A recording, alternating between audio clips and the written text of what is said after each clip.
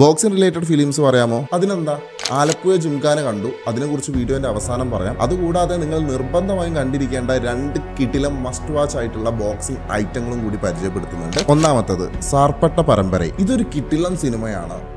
വേറൊരു കാലഘട്ടത്തിൽ നടക്കുന്ന കഥയും കാര്യങ്ങളും ഒക്കെയാണ് ചിത്രം പങ്കുവയ്ക്കുന്നത്. ആരെങ്കിലും മിസ് ചെയ്ത് പോയിട്ടുണ്ടെങ്കിൽ നിങ്ങൾ കണ്ടു നോക്കുക. ഇത് വേറെ ലെവൽ തമിഴ് ഫിലിമാണ്. ഇന്ത്യൻ സിനിമയിൽ ഇതിനേക്കാൾ മികച്ച ഒരു ബോക്സിംഗ് സിനിമ ഉണ്ടോ എന്നുള്ളത് സംശയമാണ്. കാരണം ഞാൻ കണ്ടിട്ടില്ല. നിങ്ങൾ കണ്ടിട്ടുണ്ടെങ്കിൽ പങ്കുവെക്കുക. 2 ഫൈറ്റിംഗ് സ്പിരിറ്റ്. ഇത് ക്ലാസിക് ആണ് മോനെ, മാരക ഐറ്റം. ഇതിൽ കുറഞ്ഞതൊന്നും ഈ ആനിമെ സീരീസിനെ കുറിച്ചിട്ട് പറയാനില്ല. സ്കൂളിൽ പഠിക്കുന്ന സമയത്ത് റാഗിങ്ങിന് ഇരയാവുന്ന നായകൻ, അങ്ങനെ അവന് ഒരു ബോക്സിങ്ങിന് വേണ്ടി ജോയിൻ ചെയ്യുന്നു.